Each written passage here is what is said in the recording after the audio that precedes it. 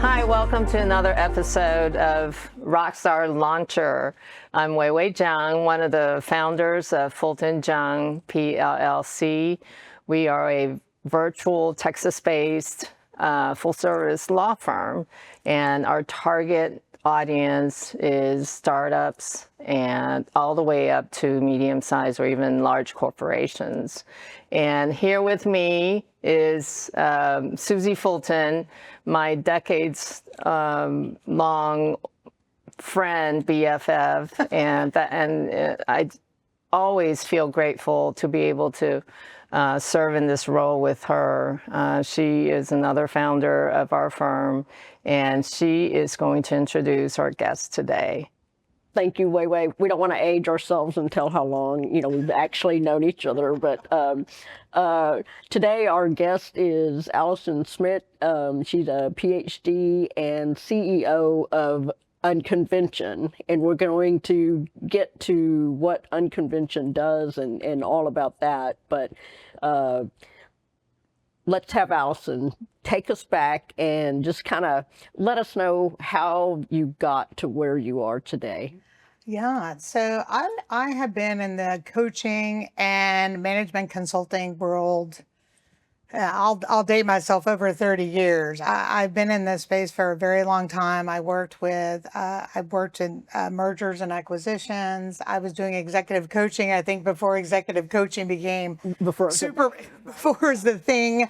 My clients were also entrepreneurs, founders. I also worked with Fortune 500 companies, I love the work that I did. I also had government contracts. I originally started my business in Los Angeles and San Diego. So I got most of my business from referrals, which was great.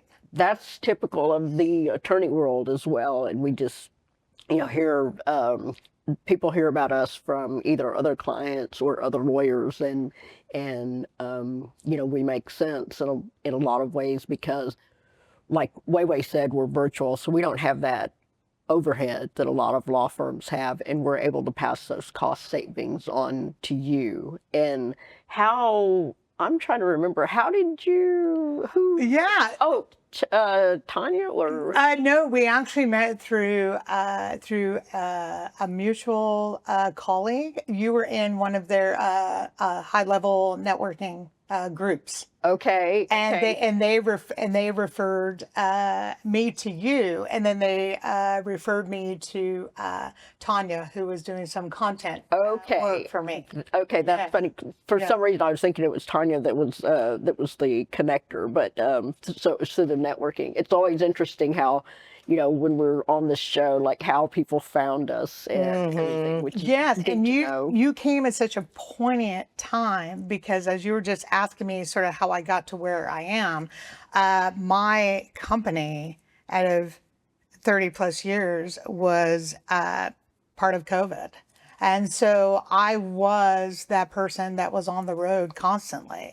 It was leaving Monday, and so when the world stopped, you got shut down completely. Contracts just were gone. It was devastating. I mean, it was just like, oh my gosh, and no one knew how long this was going to be. Right. And so my wife, who works for a very large semiconductor company here in Dallas, she was now working from home. So now here I'm like, what am I going to do? We've never been in one space for such a long time together before. And it was one of those where, what am I going to do? And one of her poignant questions to me is, if the world got back to normal, we'll say normal, would you still be doing what you're doing today? Do you love it that much? Great question. Yeah. And I said, no, I don't. I love my clients. But I was doing so much tactical work when I really enjoy being so much with the people side of the business, which is why my degree is in organizational psychology. It's got the blend of business and people, and helping them get to whatever struggles are happening with them, getting out of their own way so they can do and excel in their business. So that's how you and I got into contact, where I wanted to change the company name. The original name was ALS Group, which obviously is me, but I had other people who worked with me. But I wanted to do something unique and special, which was to really, I'm an unconventional person, but I had to act so conventionally, especially with the type of clients that I was working with. And this really kind of gave me the opportunity to have some fun and go, hey, if I had no restrictions and no fear, and what would you really do? What is your passion? And that's really how Unconvention was born. We're still doing similar work, but in a very unconventional and different way. So Susie helped you totally rebrand and rethink your mission statement. And I had most of that. Where what was so great is Susie introduced me to Lori, and Lori Shaw actually helped me with all of my filings, all the companies, so all the corporation stuff. Thank you. Susie was keeping me in check when I said, hey, I want to trademark the Unconversations, which is my podcast that we can talk about.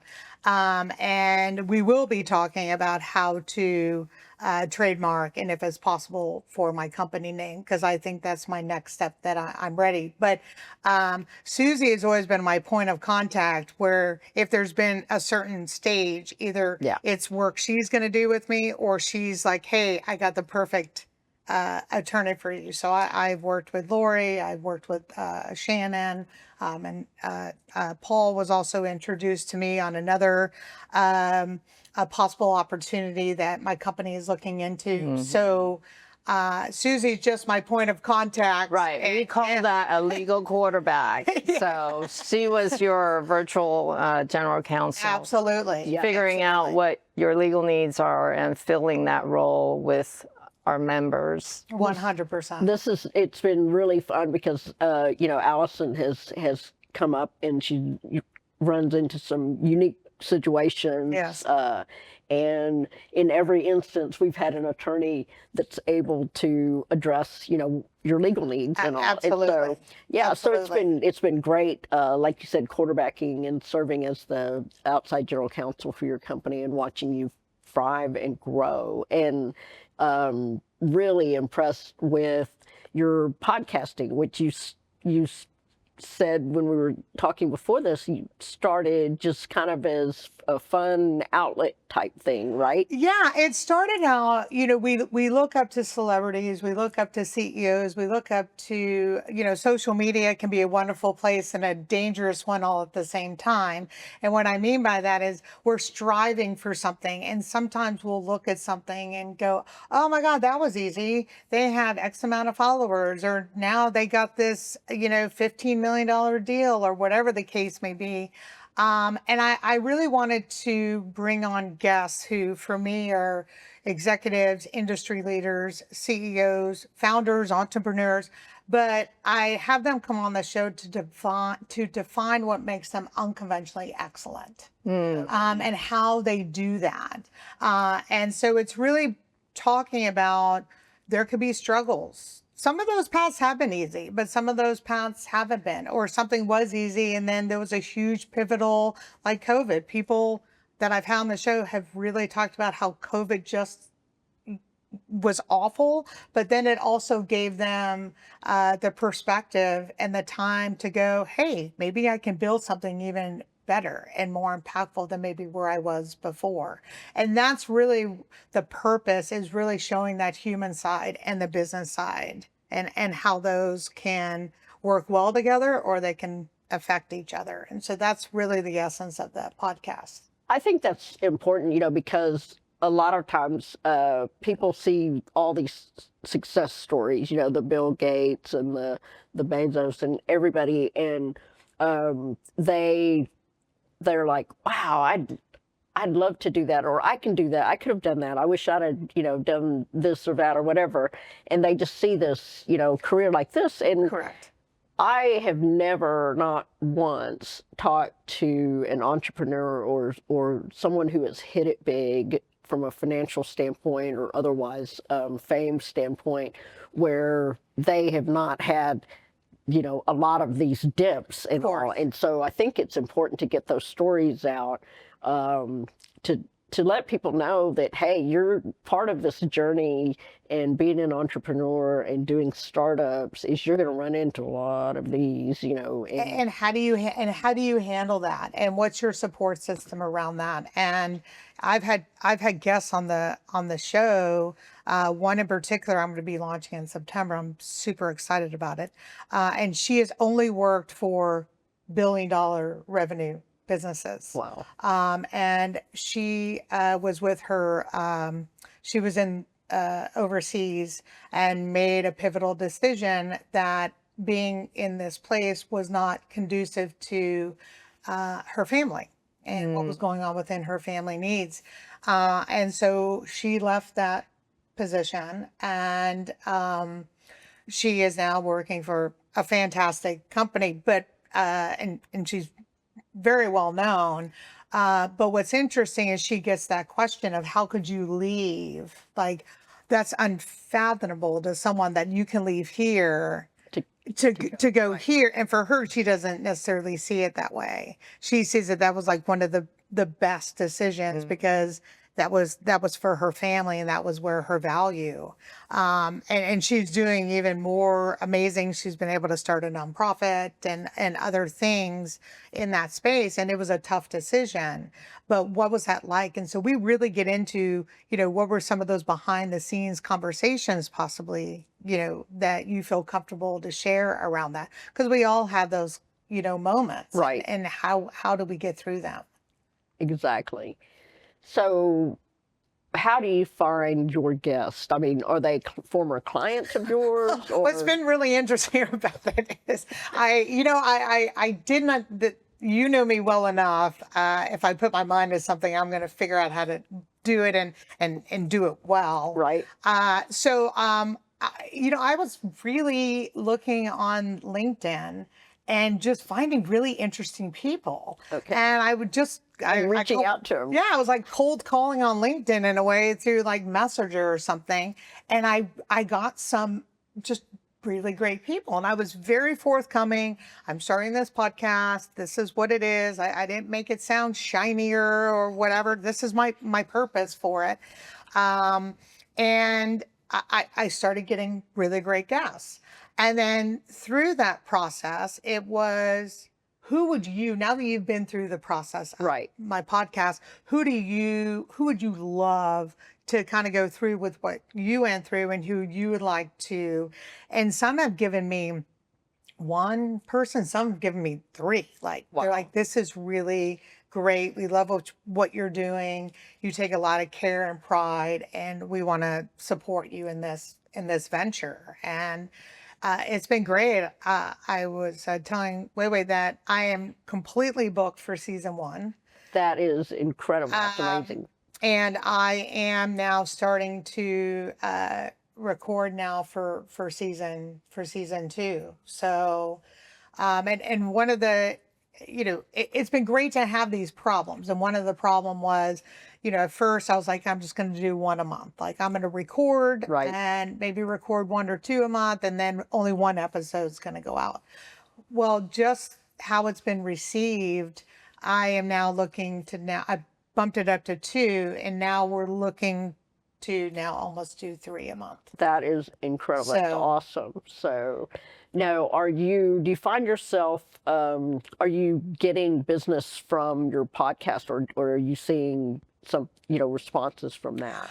Yeah, I would say I've been receiving multiple responses on different levels. One, it has been great because people have wanted me to be on their podcast, which has been wonderful to be able to do that. 2, it definitely has been from clients.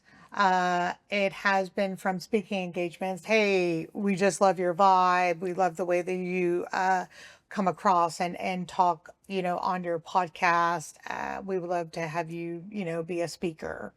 So that's also been really great. There have been some talks around a book and a book series coming out of this, which is another reason why I reached out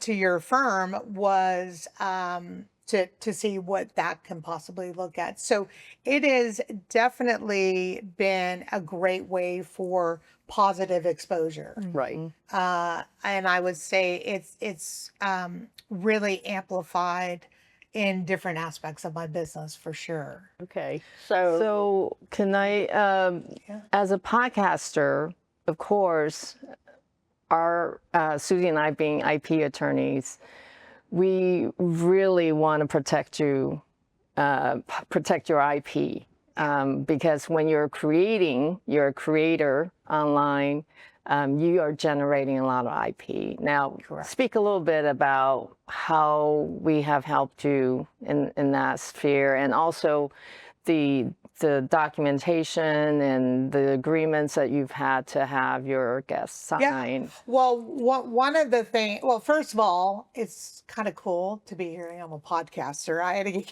used to hearing that because that was such a very am I? Yeah, I think I can say I'm a podcaster. But one of the things I remember Susie in particular saying to me, hey, I want you to talk to Shannon. And I got involved with Shannon, who works with both of you on a few levels. One, because my website was being launched and we wanted to make sure that things were protected on all levels from closed captioning to colors to whatever, making sure all my legalese, I like to call it, on there, my privacy, all that is all in check. So we then crossed the bridge on a model release form. So to really answer your question, my model release form was done a year ago. I had this only happened so far once, but I had a particular guest challenge certain aspects of the model release form. There were probably 5 different areas of the model release form.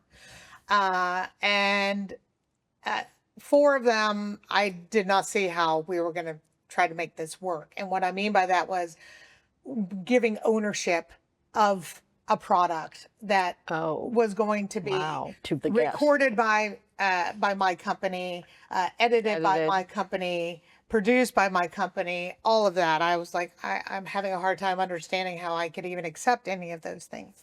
One of the issues that was very pivotal that we did address was AI.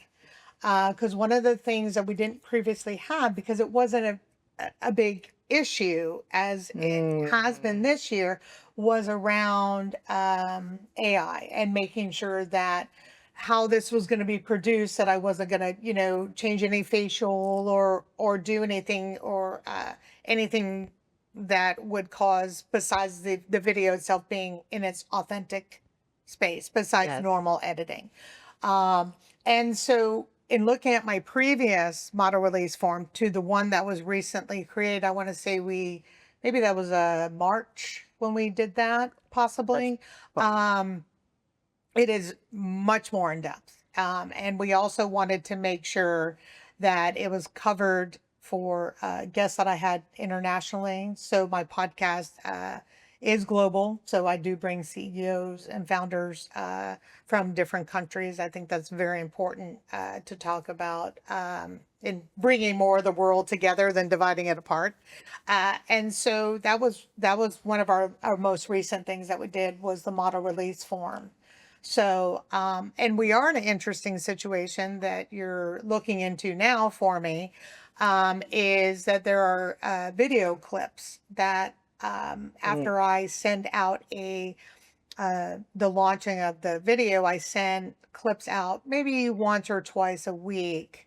And so on Instagram, TikTok. So shorter versions. It's a shorter version. Yeah. Some of those Excerpts. clips could be 30 seconds to maybe a minute and 30. This guest has been modifying the clips, and we're on to you. Take them down. Yes, yes. And so it was coming across as if the Unconversations, how it's reading, that it's their CEO series. So this is why, to me, it's I'm the type of client, I don't think I'm overly obsessed with my legal needs, but it's good to know if something does come up that I can go, hey, is this something I need to be worried or concerned about? And that's what's made this experience really easy. So I feel safer when I'm doing things and something goes out into this mass world of chaos, that if something does come up, I can go, hey, and if you don't know, you're going to find out. That's one of the things I've really enjoyed, working with Alison, is that she had the foresight to come to us at the beginning, and she's a startup, and most startups are coming in with zero funding, right? And they're self-funded, and we're aware of that.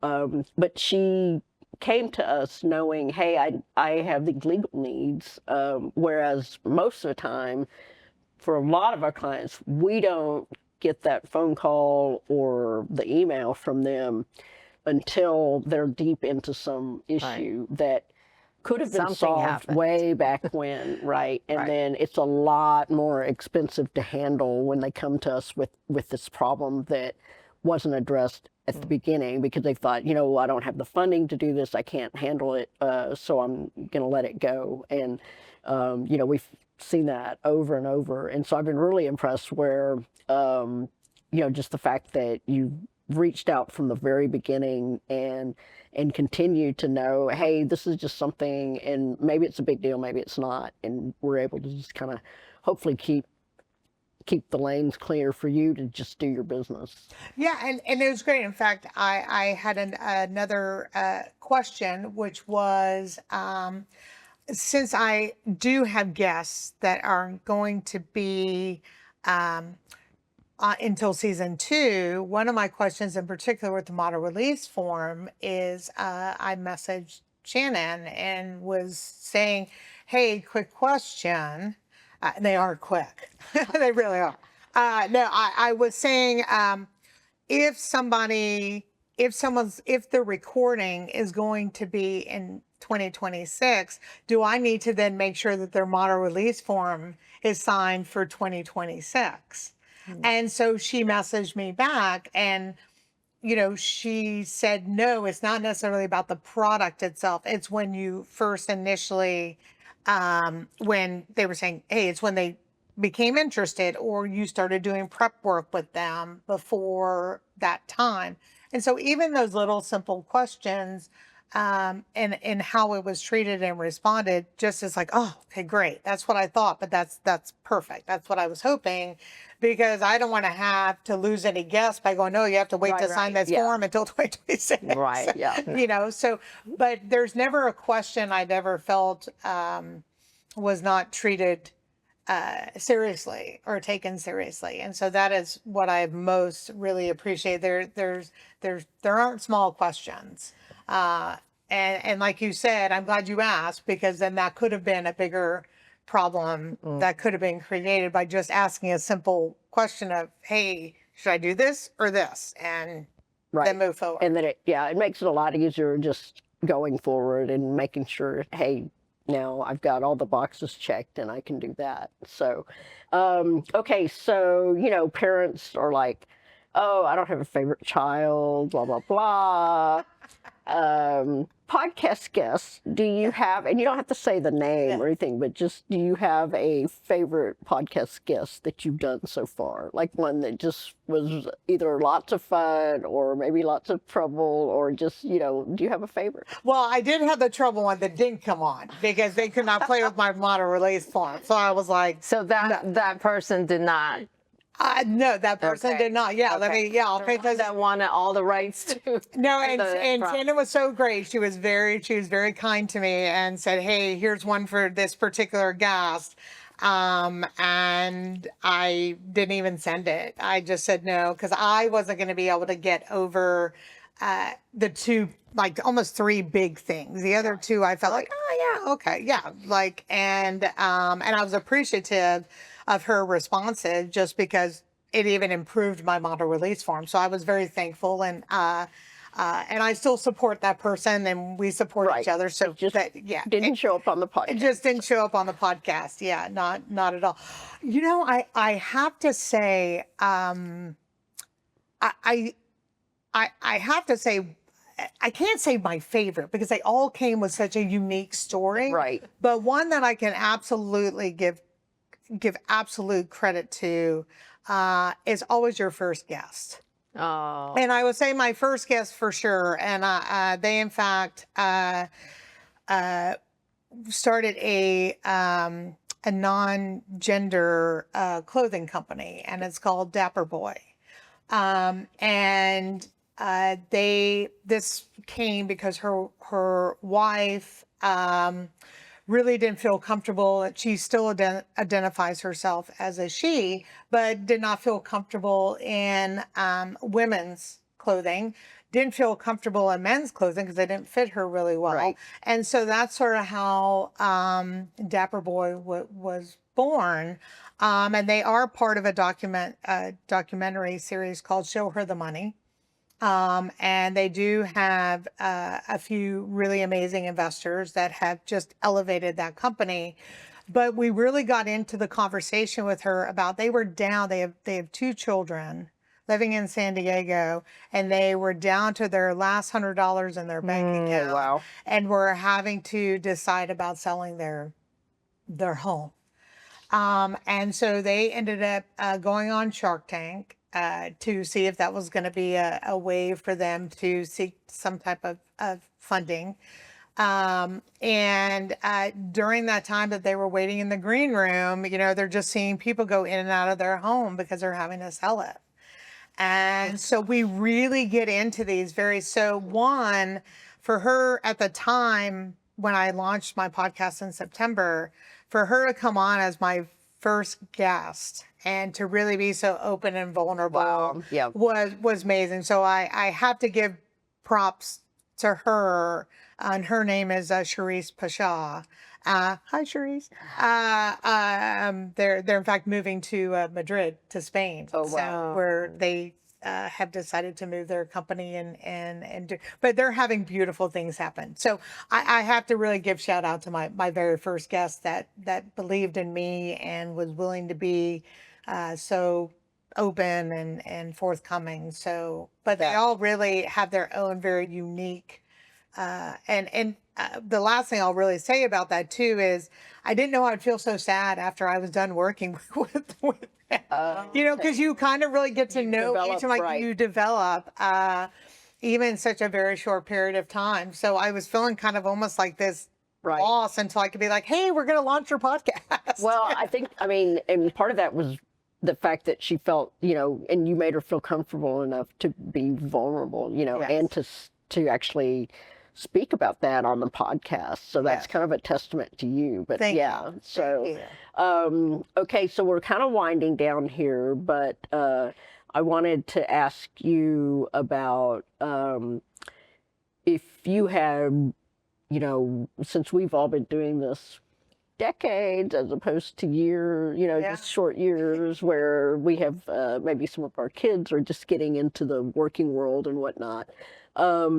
What advice do you have for them that you would tell your, you know, post-college self? Or, you know, and I would probably say that would be an easy question. It's such a hard question now because when I, you know, just as we talked about, our business at the time was have a website, email, referrals. I mean, there was, you know, and there was some marketing, and you'd go to networking events, and everything just seemed very simplistic.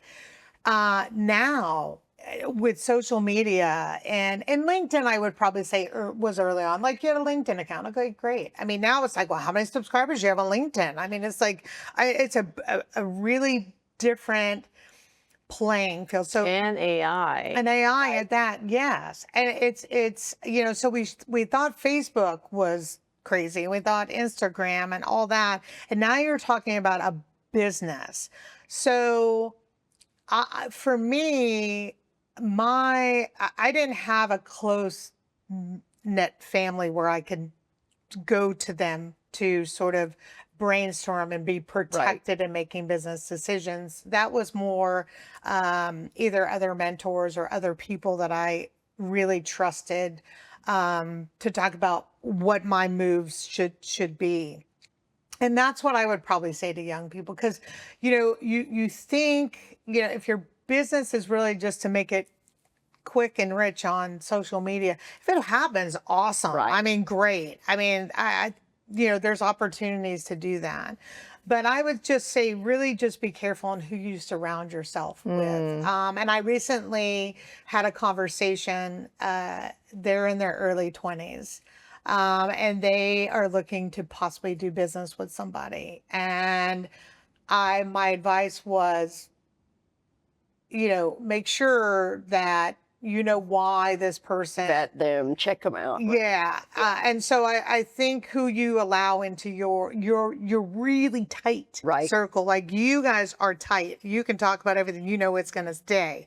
And there's not a question that you don't have each other's backs through thick, thin, and whatever. And that's what I would really say in building.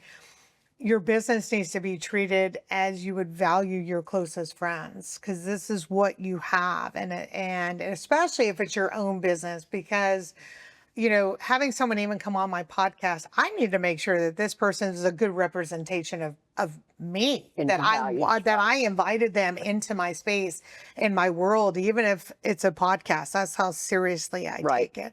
So that's really what my greatest advice would be. Okay. And, it would really be that, because it's a complicated world to start a business now than I think it was, because of all these other added elements to it. I agree. All right, then we have to wrap it up. Thank you so much, Alison. This has been Thank you. a marvelous time that we spent together. Wish we could do it forever. I know you will be clients and attorneys forever. Yes. Oh, for sure. Thank you. Thank you. Appreciate your time. Thank you.